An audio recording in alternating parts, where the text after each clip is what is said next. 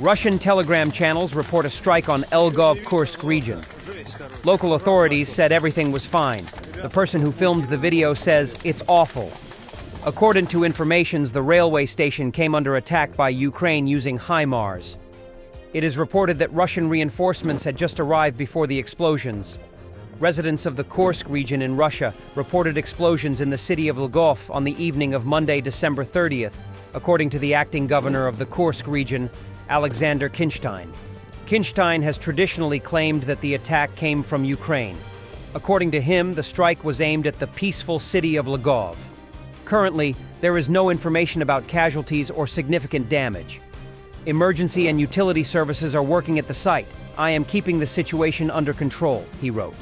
At the same time, monitoring channels report that the local railway in Elgov was allegedly attacked. On the night of December 25th, the Ukrainian armed forces struck the location of the command post of the 810th Separate Marine Brigade in Elgov, Kursk region. At that time, it was reported that the strike had caused severe consequences. The crews of FPV drones and bomber drones of the 37th Marine Brigade repelled another mechanized attack of the enemy in the Kurakhove sector. The enemy does not stop trying to break through the defense of Ukrainian defenders, throwing all available means and personnel at meat assaults, the brigade said. The video shows that the brigade's drones destroyed 2 Russian armored vehicles, 1 MTLB, tracked armored vehicle, and 1 infantry fighting vehicle. Another MTLB was hit and most likely abandoned by the crew. The Marines also showed the elimination of enemy infantry with the help of bomber drones. In the footage released, there are 4 eliminated invaders. The Marines of the 37th Marine Brigade are confidently defending Ukrainian land and continue to destroy the Russian invaders and their equipment, the Marines emphasize. The Kurakhove sector remains one of the most fierce along the entire front line. Starting from December 19th, the enemy advanced in the area of Zelenivka, Suki-Yari, Kostiantynopolsky, Shevchenko, and captured most of Kurakhove.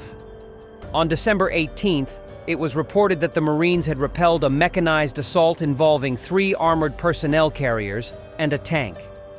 The Marines also fought for Kostiantynopolsky, which played an important role in preventing the encirclement of troops in the settlements of Hanivka and Uspanivka. It should be noted that in most assaults, the enemy does not conduct engineering reconnaissance, and the movement of equipment takes place without appropriate mine protection equipment, which only increases the number of damaged and destroyed vehicles.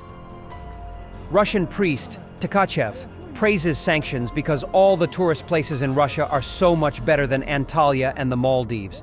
I agree. Russians should stay in Russia. Go sometime in the summer. I assure you that if you have been to Antalya 5 times and the Maldives 6 times, then once in Suzdal is 100 times more and 100 times better. And try to get to know your homeland. Try to discover your beloved unknown homeland, because Russia is the least known country for Russian people. Today, when we are surrounded by sanctions, people gradually started traveling. Veliki Ustyuk, to Murom, here and there. And indeed, people gradually get to know their country. Otherwise, they would just roam around Italy and Spain, all where everything is the same. And they would accumulate sins and live like madmen. But today we need to learn about our country. Because to grow high, you have to put your roots deep. I'm proud that I didn't lose legs, but gave them for the motherland. I don't have varicose veins. I don't throw stinky socks around. I don't have nail fungus. A Wagner mercenary shares whether he regretted losing his legs in the war. Братан, а можно вопрос? А за ноги не жалеешь? Ну вот стоило того? А что получил? Вот что ты считаешь, что получил? Что я получил? Да, ну вот как бы ноги в минус, а что? Войну дедушка с бабушкой прошли. Я знал, за что я борюсь, чтобы люди говорили на русском языке. Но ты добровольно туда шел? Да, я знал, я шел туда осознанно, ни капельки не жалею. У меня нет варикоза, я не разбрасывал вонючие носки, у меня нет грибка. И у меня гордость, что я их не потерял, а отдал за родину. Потерял это кто? Зацеперы, наркоманы там что-то колят и многие отрезают, отмораживают по пятке. Вот они потеряли, а я отдал за родину.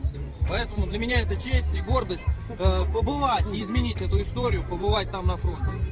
то есть верховный главнокомандующий наш. Если бы не он, я бы туда не пошел. Евгению Викторовичу, конечно, большой респект, уважение, что он дал нам такой шанс вместе с президентом нашим защищать Родину, отставить наши позиции, наши исторические истории.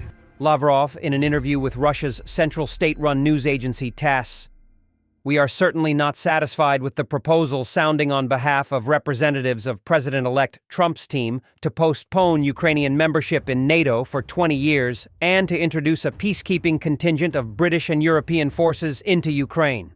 This can only be about credible, legally binding agreements that must address the root causes of the conflict and enshrine a mechanism to ensure that they cannot be violated. In other words, Russia wants a weak Ukraine controlled by Russia." Ukrainian defender hasn't seen his son for half of the boy's life. He is back from Russian captivity today. Rostislav's son turned 6 on December 26th. Now he has the best belated birthday present. His dad is back. А когда умер Пушок?